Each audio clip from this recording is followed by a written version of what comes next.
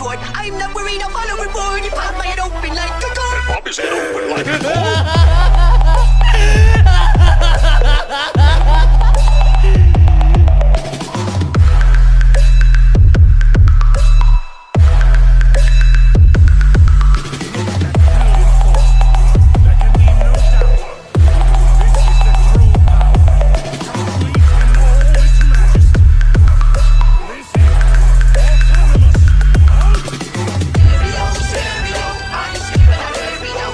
इस एपिसोड की स्टार्टिंग में हम देखते हैं super Saiyan 5 plus ultra instant Goku को, जो इस पॉइंट पर ब्रोली से बैटल कर रहा था। इस पॉइंट पर ब्रोली अपनी सुपर सैयन 4 ट्रांसफॉर्मेशन में होने के बावजूद वो गोकू पर डोमिनेट कर पा रहा था और गोकू अपनी मैक्स ट्रांसफॉर्मेशन में है। यहाँ पर जो ब्रोली है उसने काफ़ी ज़्यादा अपनी बॉडी को पावरफुल बनाया है। जिस पैरासाइट ने ब्रोली को बॉडी को कंट्रोल करा है वो काफ़ी ज़्यादा एक्सपीरियंस है, उसे हर एक छोटी से छोटी चीज़ का नॉलेज भी है। इस एक रीज़न की वजह से यहाँ पर गोकू काफ़ी ज़्यादा पिट रहा था। तभी उनकी बैटल को यहाँ पर ज्वाइन करता है वेजिटा। इस पॉइंट पर वेजिटा अपनी अल्ट्रा ईगो की 100% में इस बैटल में कूद पड़ता है और तब ग्रुप ब्रोली के लिए काफ़ी ज़्यादा प्रॉब्लम स्टार्ट होना चालू हो जाती है। इस पॉइंट पर तुम ये समझो कि super Saiyan 5 plus ultra instant ये ट्रांसफॉर्मेशन काफ़ी ज़्यादा डेडली बन जाती है और ये सुपर सैयन 4 से काफ़ी ज़्यादा सुपीरियर है। यहाँ पर अल्ट्रा ईगो यूज़र भी आ गया है, तो फिर सुपर सैयन 4 यूज़र का यहाँ पर चांस नहीं बनता, बट ब्रोली इन दोनों को ही मैनेज कर रहा था।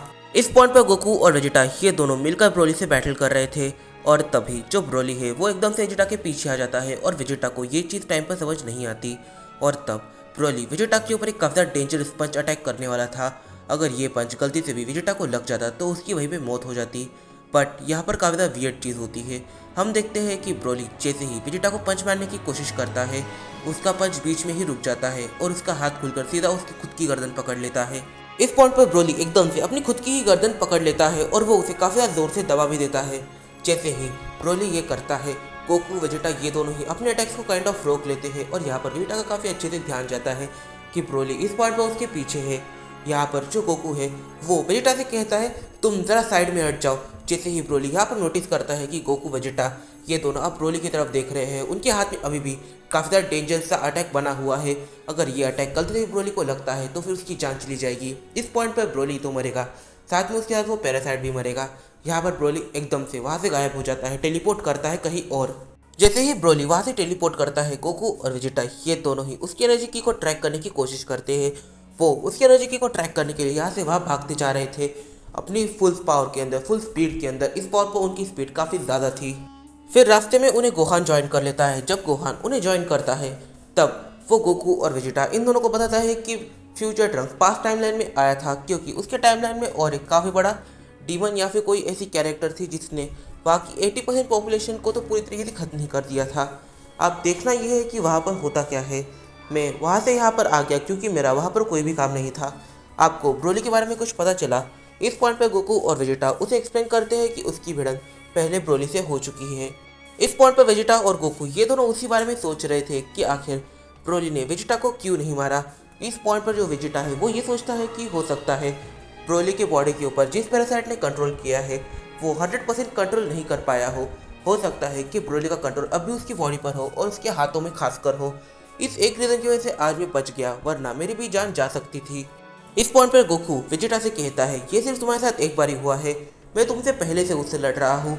ये मेरे साथ ही कई बार हो चुका है, मतलब कि वो जब भी मेरे ऊपर की अटैक करने की कोशिश करता है तब उसका जो की अटैक है वो बार बार ही अपना निशाना चेंज कर रहा था। मतलब कि वो पहले मेरे पास आ रहा था, फिर वो अचानक से कहीं दूसरी जगह पर जा रहा है।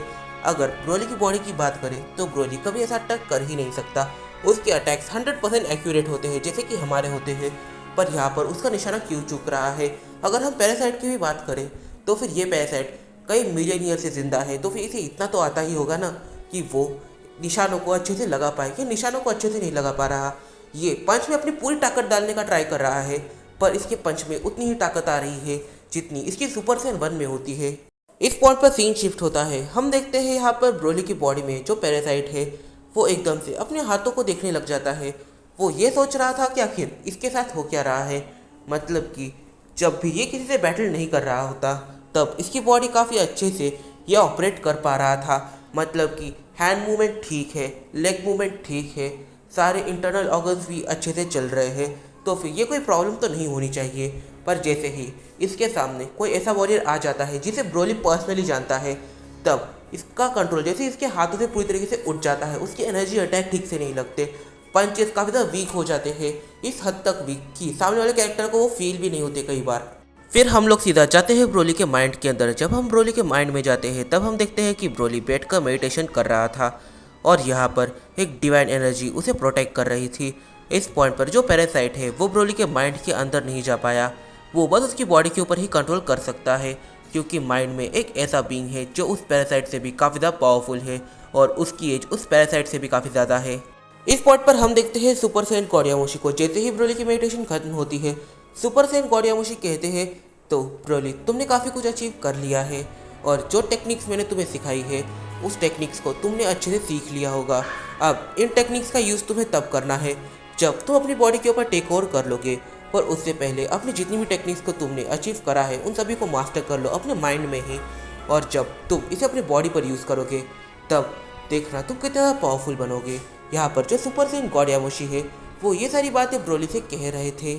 अगर हम ब्रोली की बॉडी की तरफ से देखें तो ब्रोली की बॉडी में इस पॉइंट पर दो पैरासाइट है।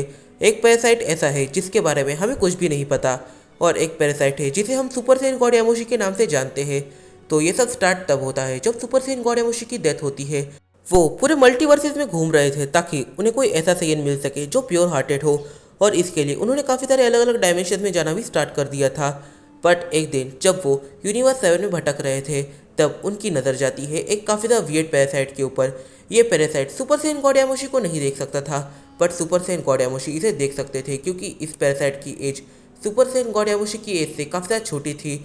जब सुपर सेन गॉड यामोशी ने इसे स्पाई करना स्टार्ट कर दिया तब सुपर सेन गॉड यामोशी के सामने इसने एक बारी मार्जिन बू को आज़ाद कर दिया। मार्जिन बू को आज़ाद करने के बाद, मतलब कि डीमन रेल्म से एक डीमन को सीधा मॉर्टल लेवल में लेके आने के बाद इसने काफ़ी सारे अलग अलग काम करे। इस पॉइंट पर सुपर सेन गॉड यामोशी इसे बस स्पाई कर रहे थे।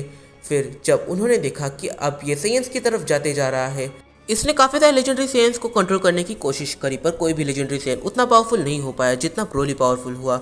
बट हाँ, जिन भी लेजेंडरी सेयंस को इसने कंट्रोल करने की कोशिश करी, सुपर सेन गॉड यामोशी ने उसके बॉडी के अंदर भी एंटर किया और उसके माइंड को पूरी तरीके से ब्लॉक कर दिया, जैसा कि अब ब्रोली का माइंड ब्लॉक है। इस पॉइंट पर ब्रोली जैसे काफ़ी ज़्यादा पावरफुल हुआ, ये दोनों ही पैरासाइट्स अपने ट्रू पावर्स के अंदर आ गए और ये ब्रोली की बॉडी को कंट्रोल करना स्टार्ट कर देते हैं।